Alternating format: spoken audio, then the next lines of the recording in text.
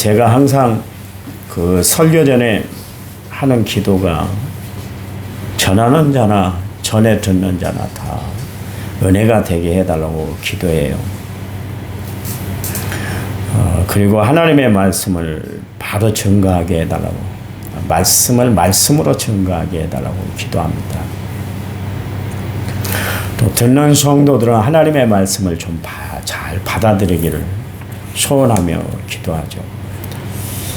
하나님의 말씀은 바로 전하는 것도 중요하지만 또 바로 듣는 것이 참 중요해요. 우리가 씨 뿌리는 비유를 보면 압니다만 네 가지 밭이 나오잖아요. 길가, 돌짝, 가시덤불, 옥토. 결국 옥토에 떨어진 씨만이 30배, 60배, 100배의 결실을 맺은 것을 알 수가 있어요. 근데 옥토는 그냥 만들어지는 것이 아니라 쉼없이 관심과 또 관리를 잘 해줘야 됩니다. 그냥 두어버리면 가라지가 온 밭을, 쑥대밭을 만들어버리기 때문에 금방 폐허가 돼버리잖아요. 옥토는 손이 많이 가게 되어 있습니다. 내 마음의 밭을 늘 성령의 쟁기질로 쟁기질을 해야 돼요. 내 마음을 다듬을 수 있는 비결이 뭐냐면 하나님의 말씀이에요. 우리는 말씀을 통해서 내 마음을 관리하고 살게 되는 것이죠. 하나님의 말씀은 살아있고 활력이 있어 자유의 날새는 어떤 검보다 예리하여 혼과 영과 및 관절과 골수를 찔러 쪼개기까지 한다. 그랬습니다. 그러니까 하나님의 말씀은 우리가 무슨 이야기를 들을 때 뭐 뼈에 사무친다 그런 이야기를 하잖아요. 뼛속 깊이까지 다 영향을 미치게 하는 거예요.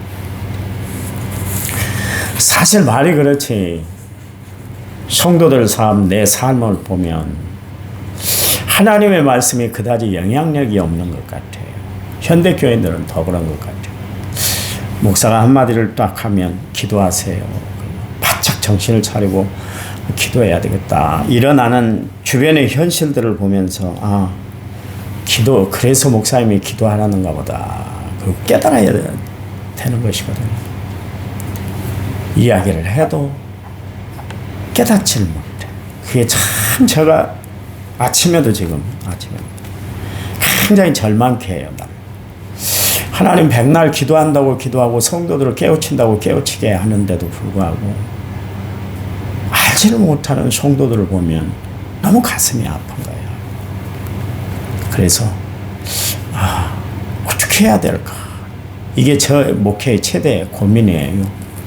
교회가 부흥해야 되고 교회가 더 앞으로 전진해 나가야 되고 회복될 게 다 회복돼야 돼서 올해 표현을 회복하는 교회다. 그렇게 목표를 세웠는데 회복의 기미가 벌써 보이질 않은 거예요. 안 나온 사람들은 여전히 안 나와요. 안 나온 게 아니라 안 나오려고 노력하는 것 같아요. 목사가 그렇게 툭 메시지를 던져줬잖아요. 그렇게 하면 안 돼요. 모든 일을 진행하려면 기도해야 됩니다. 딱 왔잖아요. 상황이 왔잖아요. 기도해야 되겠다. 그건 못 느낀다면 문제가 심각한 거예요. 내 마음대로 안 되는구나. 계획을 세우고 뜻을 세웠는데도 안 되는 것은 하나님이 기도하라는 것이구나. 그걸 알아야 될 텐데 기도 안 해요. 어떻게 할지 모르겠어요. 참 안타까워요. 백날 이야기를 해도, 그러니까 이스라엘 나라를 향해서 하나님이, 제가 아침에 에스겔서를 묵상을 했는데요. 에스겔서 22장에 보니까 이스라엘 백성들이 별짓을 다 했어요. 하나님이 하지 말라는 이야기만 하는 거예요. 그러니까 결국 폐역의 길을 걸어간 것이죠. 하나님이 얼마나 가슴이 아팠겠어요. 어제 말씀드린 것처럼 하나님이 선지자들을 알람으로 세워놨는데 알람을 막 울려도 깨어나려고 하질 않은 거예요. 기도 안 하고도 지내고 말씀 없이도 지내고 그래도 살아가지거든요. 괜찮다고 생각을 했거든요. 근데 결국 어떻게 됐습니까? 여러분들이 잘 아신 것처럼 아수르에 패망하고 또 바벨론에 패망당하고 로마의 압제를 당하고 그걸로 끝마쳤나요? 아니잖아요. 1900년 동안 나라가 없이 세계를 배회하고 말았어요. 그게 이스라엘 역사예요. 이스라엘 역사 지금도 어렵게 살고 있잖아요. 그들이 어렵게 산 이유는 뭐예요? 하나님의 말씀을 중심 삼지 않았기 때문에 그래요. 우리가 세계 역사, 이스라엘에서 이루어지는 모든 역사, 하나님이 세운 백성들이 말씀대로 살지 못했을 때, 하나님의 말씀 가운데 거하지 못했을 때 오는 여러 가지 시련, 아픔, 고통이 이래서 그랬구나. 그걸 깨닫고 우리는 경성하여 하나님 말씀대로 살려고 힘쓰고 애써야 되는 것이죠. 여러분, 말씀대로 살려고 힘쓰고 애쓰는 성도들이 되시기 바랍니다. 하나님이 여러분의 삶을 주관해 주실 줄 아시기 바랍니다. 그 로잔 국제대회라고 있습니다. 기독교 모임 가운데 그래도 좀 성경적이고 신앙적인 그런 대회가 로잔 국제대회가 있는데 기독교에 대해서 진단을 했습니다. 이 시대의 교회의 문제, 기독교 교회의 문제가 도대체 뭘까? 가장 큰 문제가 뭔 것 같아요? 세속함. 다른 거 아니야. 세속함. 그러니까 세상에 더 이상 빛과 소금의 역할을 감당하지 못하는 교회는 하나님이 이루시고자 하는 사명을 더 이상 감당할 수가 없게 된다. 이제 그런 이야기입니다. 교회들이 지금 막 세속화의 물결에 휩쓸리고 있습니다. 교회의 중심은 뭐예요? 십자가예요. 이거 십자가 그냥 세워놓은 거 아닙니다.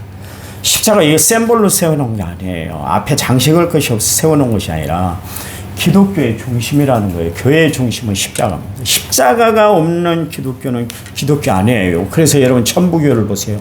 십자가 없습니다. 높이 뭘 세워놨는데 뭘 하나 세워놨던가요? 천부교 여기는 없죠. 부천에 가면 그 천부교가 있습니다. 천부교 본산에 있는데요.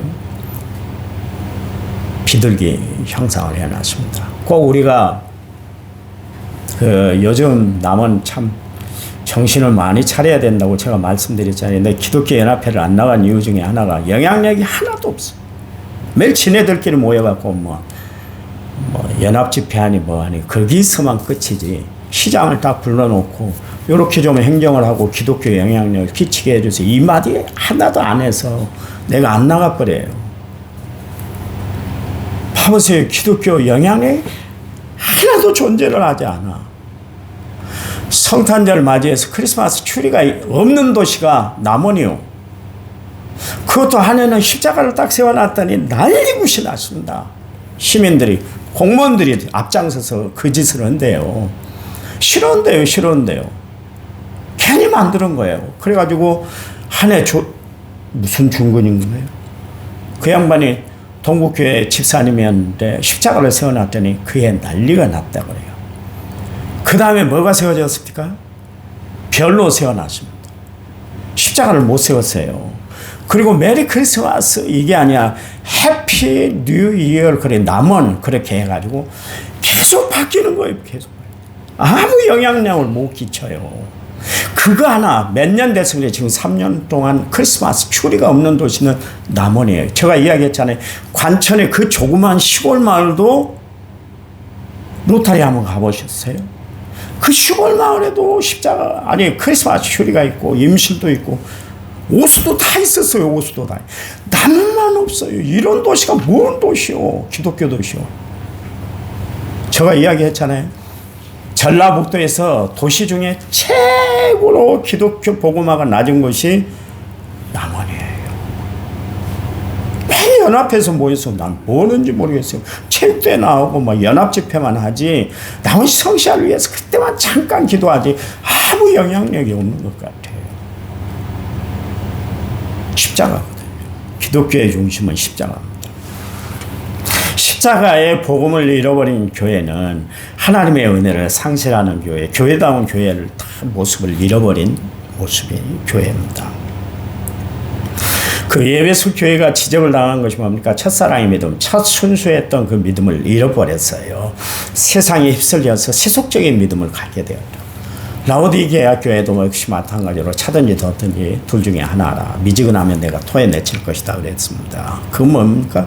세속적인 그 힘에 영향력에 그냥 끌려서 더 이상 교회다운 사명을 감당하지 못하니까 심판주 되신 주님이 강력하게 말씀을 하시잖아요.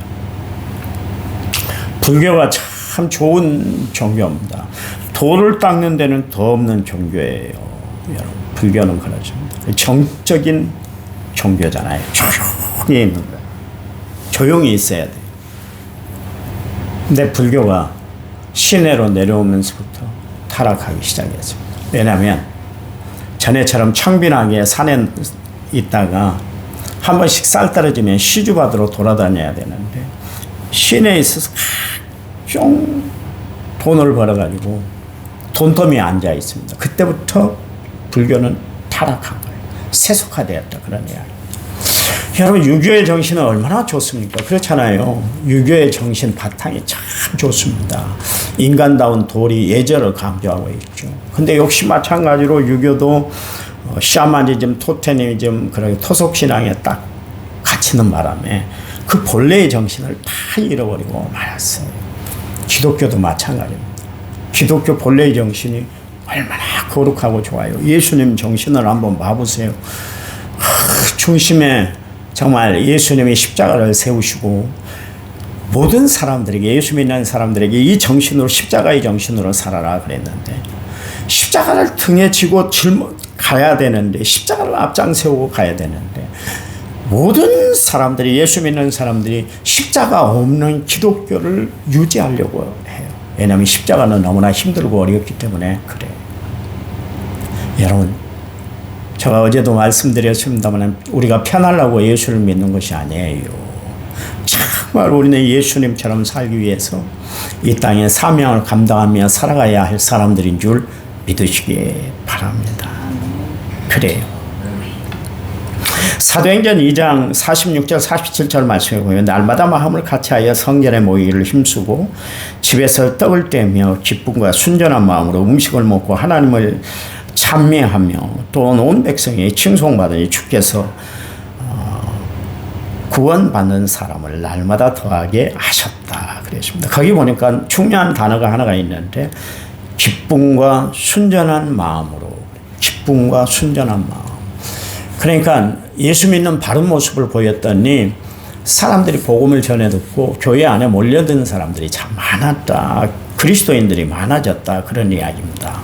여러분, 이 시대에 우리가 회복해야 할 것, 2025년도에 우리가 회복해야 될 것은 순전한 마음인 줄 믿으시기 바랍니다.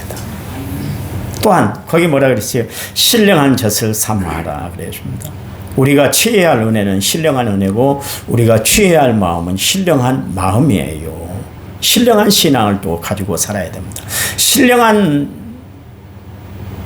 마음은 어떤 사람들에게 임하는가? 하나님의 영이 임하는 사람들에게 신령한 역사가 함께하는 거예요. 하나님의 영, 하나님의 영.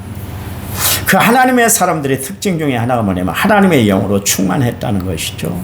여러분, 다윗, 하나님의 영에 붙들려 살았던 사람, 다윗 그렇게 소개하고 있잖아요. 다니엘, 그 하나님의 신령한 은혜를 잃어버리지 않기 위해서 이방 문화, 이방 음식 문화에 자신을 섞이질 않았어요. 좀 구별된 삶을 살기를 원했죠. 그래서 세상 사람들이 먹는 것, 음식 다 취하고 산 것이 아니라 채식만 하고 살았어요. 얼마나 하나님의 그의 중심을 기쁘게 받으셨는지 모르겠어요. 그래서 나라가 2번 바뀌고 정권이 3번 바뀌는데도 계속 총리 대신으로 귀하게 쓰임받았던 것을 알 수가 있어요. 그 중심이 뭐냐면 신령한 역사가 있었기 때문에 그렇습니다. 바로가 요셉을 보면서 표현한 단어가 하나 있어요. 창세기 41장 38절 말씀에 바로가 그의 신하들에게 이르되 이와 같이 하나님의 영에 감동된 사람을 우리가 어찌 찾을 수 있으리요 그랬습니다. 그러니까 요셉은 하나님의 영에 감동을 받은 사람이다. 감동된 사람이다. 이방 나라 왕, 하나님을 모르는 바로가 요셉을 딱 보니까 그래, 하나님을 믿으려면 저렇게 믿어야 되겠지. 저는 하나님의 영, 그러니까 성령에 붙들려 살아가는구나. 그러면서 신하들에게 요셉을 소개하면서 그런 이야기를 했다는 것이죠. 출애굽기 31장 3절에서 5절 말씀에 보면 거기 보니까 각종 기술을 가지고 있는 부사렐이라는 사람이 있는데 그 사람이 이제 하나님의 성전을 짓는데 여러 가지 공교한 작품들이 있잖아요. 뭐 조각을 한다든가 아니면 금이나 뭐 이런 걸 세공을 할 때 그 작업을 하는데 부사일이라는 사람이 손기술이 좋았는가 봐요. 근데 하나님이 하나 그에게 무엇을 덧붙여 줬냐면 거기 보니까 하나님의 지혜와 하나님의 영으로 그에게 충만하여 지혜와 총명과 지식과 여러 가지 재주를 주셨다. 하나님의 영이 함께해야 돼요. 여러분 아무것도 아닌 것 같잖아요. 근데 하나님의 영이 함께하는 사람은 지혜로운 삶을 살아갈 수밖에 없어요. 하나님의 영이 함께하는 사람들은 하나님이 책임져 주는 삶을 살게 되는 줄 믿으시기 바랍니다. 그래서 우리는 하나님의 지혜를 구하고 하나님의 능력을 구하고 하나님의 은혜를 구하고 살아가는 사람들이 돼야 하는 거예요. 그래요. 여러분 이 좋은 하나님의 능력, 하나님의 영을 날마다 부여받고 살아가는 성도들이 되시기 바랍니다. 우리는 성령의 사람, 예수를 믿음으로 성령의 사람이 되었고 성령의 능력으로 우리는 신령한 젖을 날마다 받아먹으며 살아가고 있습니다. 여러분 그래요. 우리는 하나님의 은혜 가운데 살아가고 있다는 것을 알아. 날마다 주님이 위로부터 내려주시는 하나님의 지혜를 받아서 이 땅 승리하며 살아가는 믿음의 성도들이 되시기를 간절한 마음으로 부탁을 드립니다.